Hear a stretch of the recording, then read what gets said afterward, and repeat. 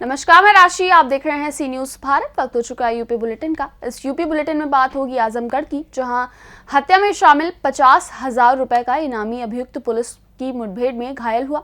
और साथ ही बात होगी बलिया की, जहां भारतीय नौसेना में सेवानिवृत्त होने पर सैनिक का हुआ भव्य स्वागत। ऐसी तमाम खबरों पर करेंगे विस्तार से चर्चा।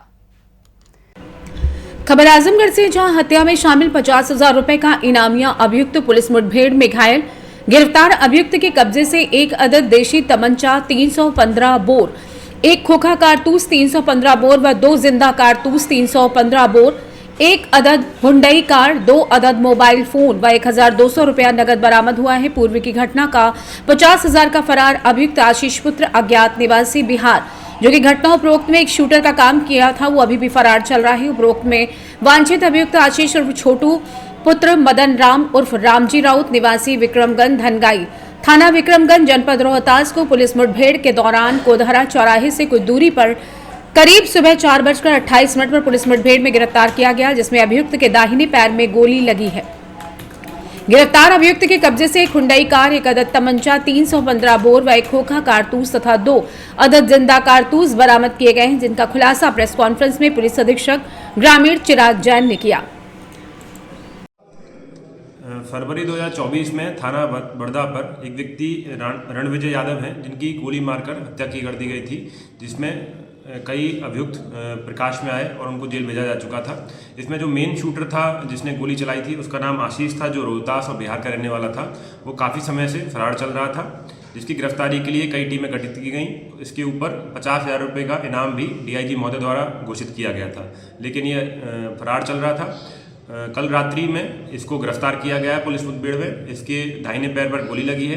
इसके पास से जो हत्या से जो इसको पैसा मिला था, उसके जो पैसे से उसने हुंडई कार खरीदी, वो बरामद की गई है। साथ ही अवैध असला और कारतूस भी इससे बरामद किए गए हैं और इसको माननीय न्यायालय से रिमांड प्राप्त कर जेल भेजा जा रहा है। आजमगढ़ से सी न्यूज संवाददाता भास्कर की रिपोर्ट।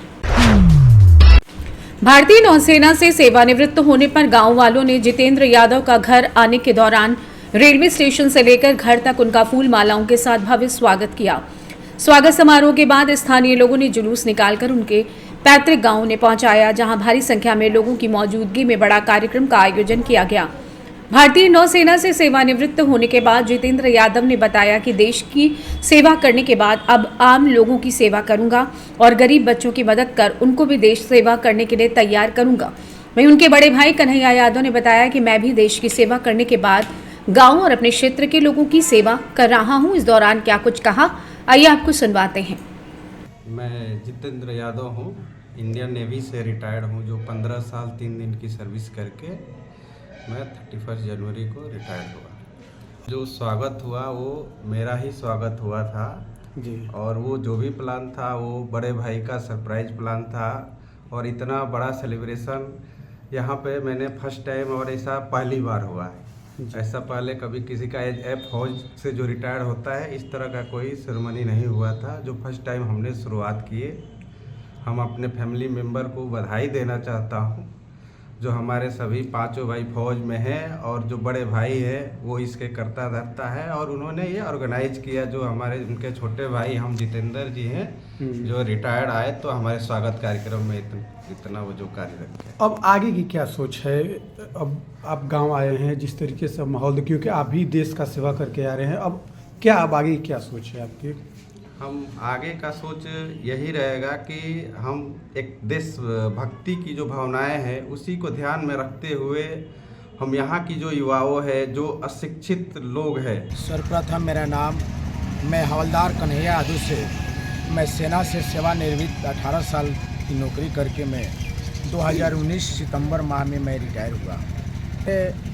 छोटे भाई भारतीय नौसेना से 15 साल अपनी कठिन परिश्रम परिस्थितियों को झेलते हुए ड्यूटी निभाते हुए थल सेना से मैं और नौ सेना से वो, और बाकी हमारे चारों भाई जो है वो भी इंडियन आर्मी में ही है, जिसमें सर्वप्रथम मैं रिटायर हुआ और चौथे नंबर का भाई रिटायर हुए नेवी से। बाकी लोग 3 कार्यरत हैं। अब आगे क्या इच्छा है, किस तरीके से अब समाज के प्रति, क्योंकि आप भी काफ़ी लंबे समय तक देश का सेवा किए, आपके छोटे भाई भी देश का सेवा किए, अब क्या आगे क्या प्लानिंग है आप लोगों की? मैं तिरंगे के नीचे देश की सेवा किया। अब समाज के प्रति मुझे सोच ये है कि जो पिछड़े, दलित, वंचित, शोषित जितने लोग भी हैं, मैं उनकी सेवा करना चाहता हूं और सेवा करता हूं। अब हम अपने इस आदित्य मैरिज हॉल के माध्यम से भी सेवा देता हूं। जो लड़के लड़कियों को दिखावटी का कार्यक्रम वो लोग मंदिरों में जा कर के किसी धर्म स्थान पे करते हैं, उनकी आबरू इज्जत को मैं ध्यान में रखते हुए मैं अपने यहाँ उस कार्य को निःशुल्क सेवा रखा हूँ। आमतौर पे बलिया से सी न्यूज संवाददाता आनंद दुबे की रिपोर्ट। इटावा में अंतर जनपदीय मोटर वाहन चोर गिरोह के 3 सदस्यों को इटावा पुलिस ने गिरफ्तार किया है। वाहन चोरों के कब्जे से चोरी की 3 मोटरसाइकिल, एक फर्जी नंबर प्लेट की बरामदगी की गई है। फ्रेंड्स कॉलोनी थाना पुलिस ने गश्त के दौरान मुखबिर की सूचना पर लोकासही नहर के पास से 3 वाहन चोरों को 3 मोटरसाइकिल समेत गिरफ्तार किया है। पुलिस ने राहुल कुमार चौधरी, श्याम सुंदर, राकेश राजपूत को गिरफ्तार कर भेजा जेल। वहीं एसपी सिटी अभयनाथ त्रिपाठी के मार्गदर्शन एवं सीओ सिटी रामगोपाल शर्मा के नेतृत्व में उप निरीक्षक अमित कुमार मिश्र, थानाध्यक्ष फ्रेंड्स कॉलोनी उप निरीक्षक अरविंद यादव, उप निरीक्षक नितिन चौधरी, उप निरीक्षक संत कुमार और उनकी टीम ने कार्रवाई की। इटावा से सी न्यूज संवाददाता असित यादव की रिपोर्ट। फतेहगढ़ जिलाधिकारी आशुतोष कुमार द्विवेदी ने कहा कि ये संसार पूर्व जन्म की उपस्थिति में भी डूब गया होता यदि जीवन के समग्र को प्रसारित ना किया होता। यहाँ कहने का भाव ये है कि यदि शब्द रूपी ज्योति को प्रकाशित नहीं किया होता तो उन्होंने कहा कि जो हमारी कमियां हैं उन्हें दूर करने और अपने जीवन के लक्ष्य को मजबूती के साथ आगे बढ़े, देश मानव कल्याण और अपने हित में कार्य करें, जिसको समृद्धि की परंपरा में शामिल करते हुए शब्दों का प्रयोग करें और अपनी कमियों को दूर करते हुए आगे बढ़ने के लिए ऐसा ज्ञानार्जन करें जिसका कोई सामाजिक और आर्थिक आधार हो। यदि आर्थिक आधार नहीं है तो काम चलाने वाला नहीं है, क्योंकि जीवन के आर्थिक अर्थ के लिए अर्थ चाहिए। यदि विद्या अर्थ नहीं होगी तो वो आगे नहीं बढ़ पाएगा। उन्होंने कहा यदि पढ़ाई के साथ साथ कैसे अर्थ आएगा इस पर ध्यान देने की जरूरत है। उन्होंने कहा कि अर्थ नहीं होगा तो भोग नहीं कर पाएगा, इसलिए पढ़ाई के साथ साथ कैसे आत्मनिर्भर बने इस पर भी ध्यान देने की जरूरत है। इस मौके पर जिलाधिकारी आशुतोष द्विवेदी, मुख्य विकास अधिकारी अरविंद कुमार मिश्रा, डीआईएस नरेंद्र सिंह, मयची बालिका inter college Fatehgarh principal Deepika Rajput, doctor Sarvesh, DDO, अन्य संबंधित अधिकारी और शिक्षकगण मौजूद रहे। ये सरकार में की ये पॉलिसी है कि जो बच्चे अपने सेकेंडरी लेवल के होते हैं 11-12, इनको भी कैरियर के रूप में जानकारी होनी चाहिए। ये बच्चे अभी बिल्कुल तरुण होते हैं, इनको ये नहीं मालूम होता कि आगे हमें क्या करना है। अगर किसी को डॉक्टर बनना है, प्रशासनिक अधिकारी बनना है, वकील बनना है, या कोई भी जॉब में जाना है या व्यवसाय अपना करना है, तो इनको इसकी जानकारी देने के लिए उस क्षेत्र में कार्य करने वाले लोग को बुलाया जाता है, उनसे मोटिवेशन स्पीच दी जाती है और उनको ये भी होता है कि व्यवसायिक के क्षेत्र में कैसे आगे बढ़ें। इसके लिए अपने जो तकनीकी कॉलेज के प्रिंसिपल्स लोग होते हैं वो इन बच्चों को बताएंगे कि कैसे आप अपना कैरियर बना सकते हैं। ये हमारा जिला स्तरीय प्रोग्राम था। इससे पहले सभी स्कूलों में, गवर्नमेंट कॉलेजों में ये प्रोग्राम ऑलरेडी हो चुका है। कितने बच्चों ने प्रतिभाग किया? इसमें हमारे बच्चे लगभग हैं, इसमें 200 बच्चे। अच्छा, इन दोनों 200 बच्चों को जो प्रतिभाग किया है सर, जो टीचर्स आएंगे क्या बाहर से बुलाए जाते हैं क्या? ये बच्चे उन्हीं स्कूलों के बच्चे हैं और उनके साथ के जो उनके टीचर उनको बुलाया गया है। किस ठीक है। फर्रुखाबाद से सी न्यूज संवाददाता आदेश की रिपोर्ट। डंपर की टक्कर लगने से युवक की मौत। गदागंज रायबरेली थाना क्षेत्र के कुरौली बुधकर चौराहे पर शुक्रवार देर रात साइकिल सवार युवक जितेंद्र कुमार पुत्र शिव चरण उम्र 39 वर्ष निवासी मापी मजरी कुरौली बुधकर को तेज रफ्तार डंपर ने जोरदार टक्कर मार दी, जिसमें युवक गंभीर रूप से घायल हो गया।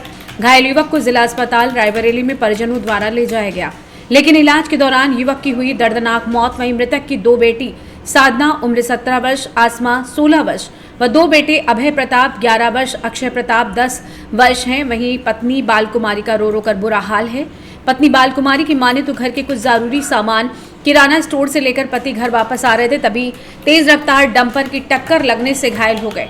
पता नहीं था कि पति वापस नहीं आएंगे, वहीं सामान लेने में उन्हें ना भेजती। इस संबंध में थाना प्रभारी बालेंदु गौतम से पूछे जाने पर बताया कि घायल युवक को सामुदायिक स्वास्थ्य केंद्र दीनचा गौरा भेजा गया था। स्थिति नाजुक होने पर डॉक्टर ने जिला अस्पताल रेफर कर दिया था।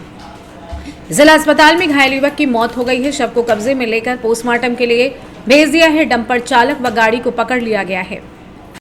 रायबरेली से सी न्यूज संवाददाता आलम कादरी की रिपोर्ट। फिलहाल के लिए इस यूपी बुलेटिन में बस इतना ही। देश और दुनिया की बाकी खबरों के लिए आप देखते रहिए सी न्यूज भारत।